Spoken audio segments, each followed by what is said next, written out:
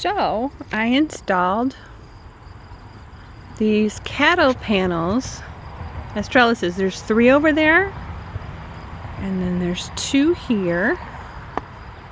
And I used T-posts. They call them that because they're in the shape of a T. See the T? T-posts.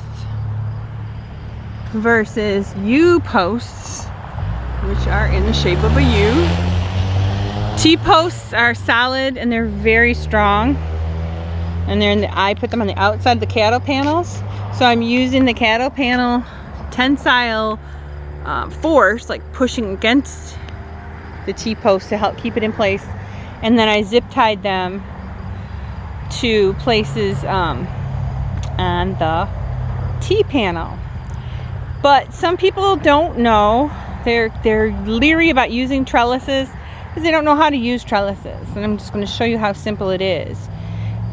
The best thing you can do is take a walk around your garden at least every day, if not every other day. It doesn't have to take long. But what you're going to do is you're going to look to see, is there something hanging out that would be better in a square? This one might not be, but that's a tomato. And I've got this one strung, so maybe not. This is a leaf that could go on the other side. I just poke it through and let it be. Here is a top. Maybe I could push it through this way. Maybe I could encourage this one to go around this trellis post. It doesn't have to be fancy, and there's no wrong or right way to do it. Basically, you're just using the trellis as support for your plants. That's all you're doing. So those are tomatoes. Like I said, those are already strung pretty well. But then I have watermelon growing up here. So what I do is I look for these rogue ends. And you can see there's a little tiny watermelon there. I don't know if it will get mature before fall, but I'm going to try it.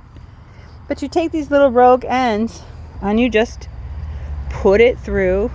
I don't like that one. I'm going to put it through this one, the nearest square. And then maybe you're going to come out this way too. You're just trying to give them support to grow up. And they're pretty happy. They have these grabby things, little tendrils. So they're pretty happy growing upward. And since I've put these, excuse me, on the trellis, they are going to town. They are really, really, really happy. They're giving me new shoots like every day. Here's another one, kind of hidden in the tomatoes. I'm just going to take it and I'm going to gently push it through this square. I'm going to move some of these other leaves out of the way. There we go. So we'll go through this square, and then maybe I can go through another square up here. That's fine. And I'm going to just kind of press them together because eventually they're going to grab onto each other. Especially watermelon leaves. Watermelon leaves have these cool ridges in them, so they grab hold of things really well, especially other watermelon leaves. Here's a little rogue guy, and he had some tendrils. I just kind of snapped I just broke it away from these tendrils because I don't want it to grow down. I want it to grow up. So I'm going to put this cute little guy up in here, or girl, up this way. And just let it keep growing this way, vertically. That's where I want it to grow. This one was one I took off the ground. So it's a little bit dried out, a little bit there. But look at the ends. The ends are super happy, getting flowers.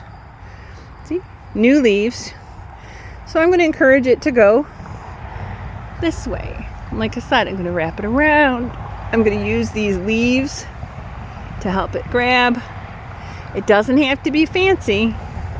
I'm just putting them up higher. Why? 1, they'll grow nice and long up high. 2, the airflow is really good for them.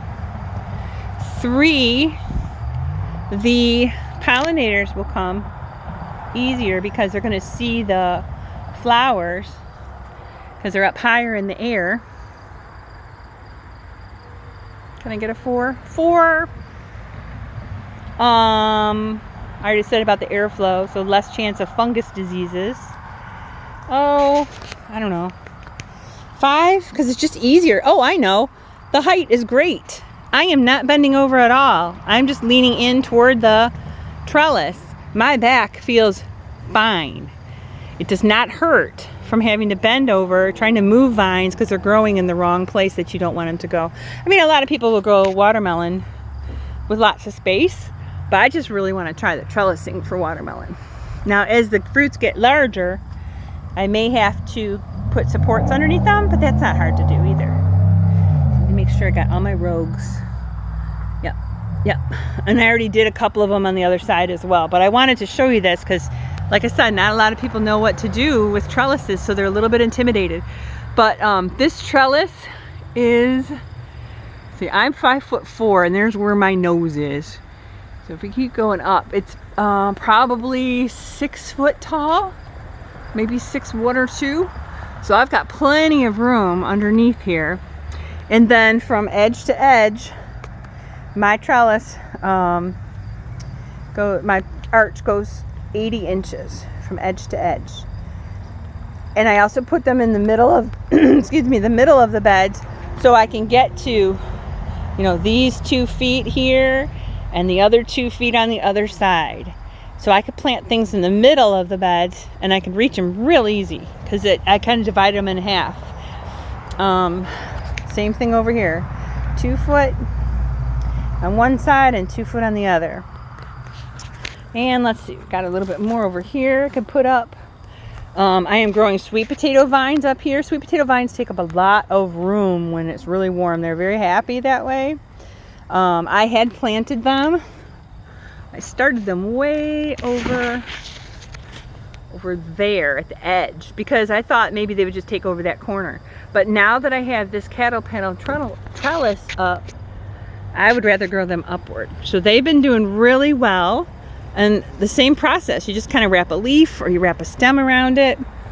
This one is coming off of there, so I'm going to put a leaf around it. I'm going to kind of gently encourage it to go through here. And you just be real gentle. It doesn't have to be, don't force them. Be gentle. They're vines. I love vines because they're so easy to grow. Let's see, any other rogue? Nope, that one's okay. This one is great at getting a new shoot. It's happy enough. It's getting a new shoot, which means we're probably going to get more sweet potatoes underground. Let's see. This one had run across the ground this way, so I encouraged it to go up now. I could probably wrap that one. Just encourage it. A little bit of encouragement. A little bit. This one is trying to sneak across the ground, which I don't want him to do that or her to do that. So I'm going to say her because it'll have fruit. I'm going to go up here and around here. And there we go.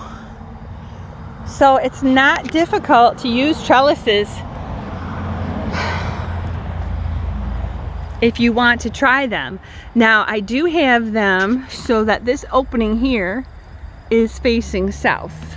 So most of my sun right now is in the south, but it's almost still overhead. It's starting to head toward the south, which means that it's going to shine into this trellis just fine. And so I can have my sunny, my tomatoes are ripening on the vines here. I got to pull them off because I don't like them to get red on the vine. The critters will get them. They also get thinner skins that way. But the sun comes in on these sunny areas. It gets over to the peppers as well. The dill is doing great. Now the kale is more of a cold crop. It likes shade. So I've got things that are planted taller than it, and it's at the back of the trellis. So everything else can shade it up pretty well.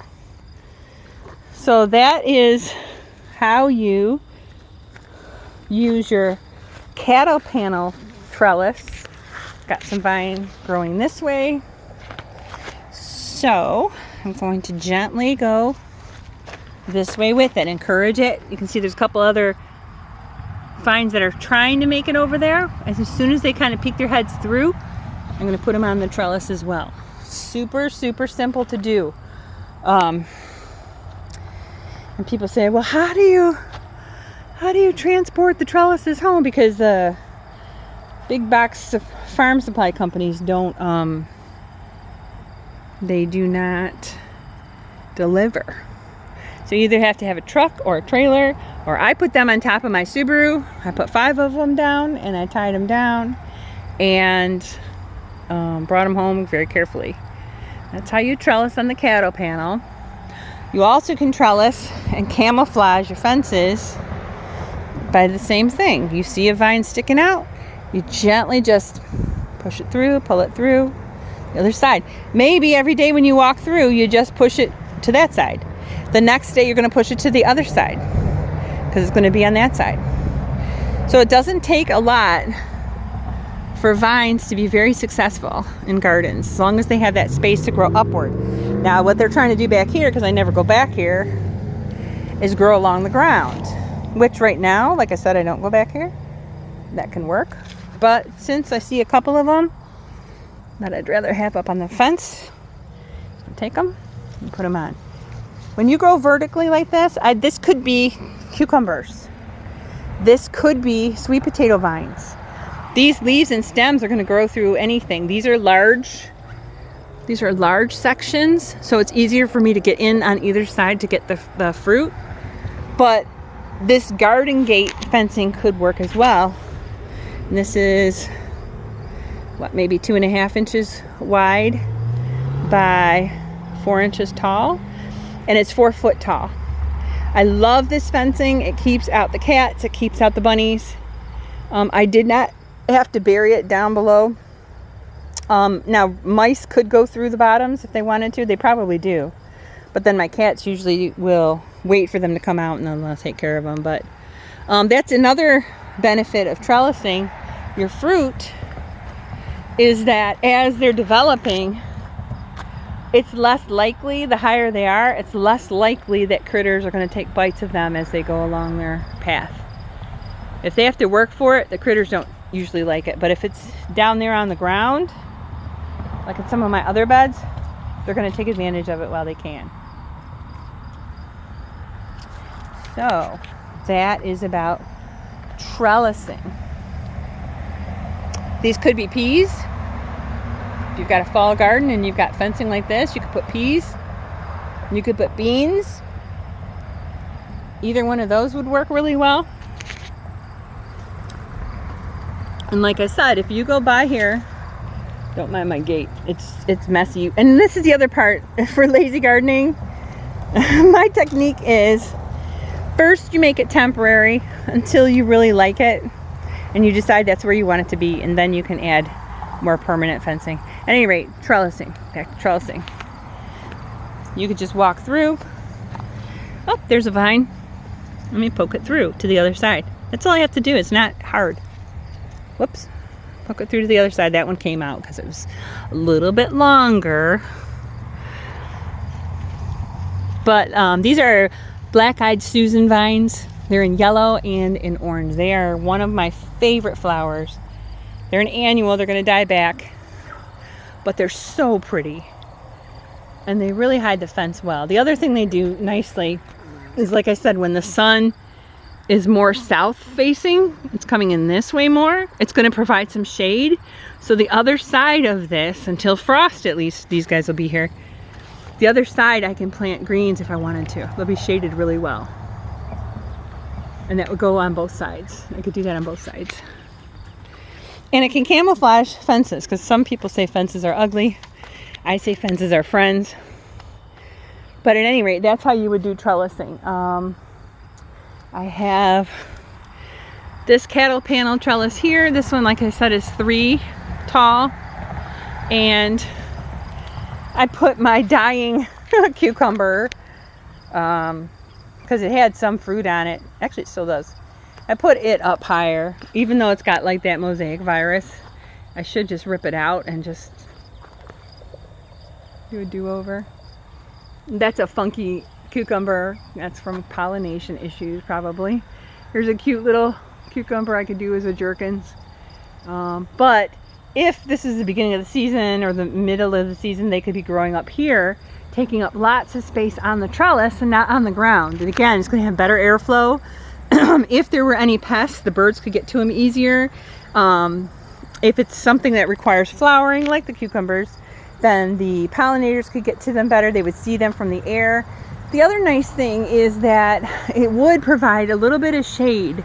So when you're out here working, when you're trying to find your summer squash, I know this is a mess. This is a mess. When you're trying to find your summer squash, or you are picking your peppers in the back, or whatever it might be, or your peppers here, you've got a little bit of shade to work in, and it's going to be more of a fun job and less of a chore. So that's how the trellising would work. At least on these canopy panels, and like I said, these are large. This is smaller and a little bit bigger, and then a little bit bigger. And they're made to keep in cattle, obviously. But they're really good for that. Nasturtiums, I tried to put them through there. They weren't real happy about that. I can get to my peppers easier, just fine. I can reach through if I see things that are ready to go. I already harvested those. But here's my nasturtiums. Nasturtium vines are tough. They like it better, it seems like, if they're sprawling out on the ground, or if they I think if they trail down from things. So like if I made a basket here and just let it hang down, they would do better. But these vines are real fragile. They're very difficult to move around. They break, well, this one's already broken. They break very easily. So trellising them is it's a delicate procedure. But like I said, here is how tall the trellises are. This one has 3, using T-posts and just using zip ties right now. Like I said, I like to make things temporary until they're going to be permanent. Zip ties are really inexpensive. If I wanted to change this up, I could. The other nice feature for the trellises is that I could put a tarp over it. I could put frost cloth. I could put the clear plastic and make another hoop house, which would be different than the greenhouse. But there's a lot of different things I could do with these hoop houses if I wanted to. So just trying to prepare for different weather systems and that might come along. But that's about trellising. Not difficult. I'm going to show you one other section of trellising.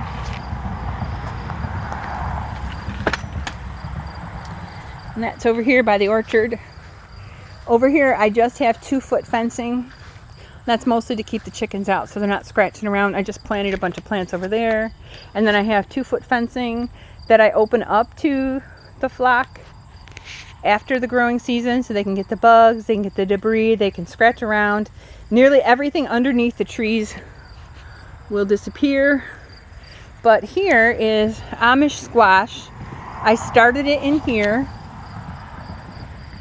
I started it inside here, and it was nice and sunny at the time, and now that the weather's getting warmer and it's nice and shady in here, these leaves aren't doing real well. But these leaves, they sent runners out, and I just let them develop along the garden fence. And I did the same thing. So I have some vines down here. If my husband comes through with a lawnmower, it's probably doomed. So I just pick it up off the ground and it's not hard. Put it through a hole. Pull it real gently. Don't want the flowers to come off. Maybe I'll pull a leaf through just to hold it in place. And I kind of leave it like that. Now, these are Amish melon. That's a baby Amish melon. I don't know if I've got bigger ones. I thought I saw a bigger one over here. There's a larger one, but it might have blossom end rot. I'm not sure if they get that or not. But because I'm walking around here, I just saw this. Holy macaroni and cheese. That's as big as my hand. I'm assuming it's an Amish melon because that's what I planted back here. Now I have to find out if it's ready for harvest and how to tell. That's amazing. I love it. So this is, again, this is another way to trellis. This is, like I said, 2-foot garden fencing. It's similar to what I have the Black-Eyed Susans on. It's just like 3 by 4 squares. And again, people say fences are ugly. Okay, well, make them pretty. Put your stuff on it so it gets them off the ground so they'll grow better. They get nice in sunlight, lots of sunlight. They're not crowded. And they can do better for you. And then, oh, my squash bed is overrun. That's something I have to rethink next year. And that's what I'm always doing to it. I'm always trying to think about, well, what worked well, what didn't work well. Butternut squash. I have butternut squash trellising on this garden fence too. And it's just trying to take over the world. So let me take this one up. There's a couple tendrils I'm going to snap off gently. And again, put them through with some leaves. Maybe I'll put another leaf in there with it just to kind of hold it in place. Eventually these tendrils will grab on, I hope. Maybe not, but I hope. I'm not as careful with this thing because it's crazy. There, it's going to stay in place till the tendrils grab onto it. But it is growing like mad. I can take this and wrap it this way. It poked out through. I could just poke it through the other way like I did that first vine. There we go. But it started off over there. It started off there, way back there. And it has literally, I mean, I see butternut squash going up the fence now. It's literally taken over everything. This next year will be grown on some of those cattle panels for sure. Yeah. Yep. And then it can spread out. It can do its thing. Like I have delicata here up a makeshift trellis. I may put 1 or 2 delicatas on trellises over there, but I have way too many delicata. And it's ending up being a squash bug season, so I don't want to. I have a lot of butternut squash in there. Like there's one that's tucked in there, not ready yet.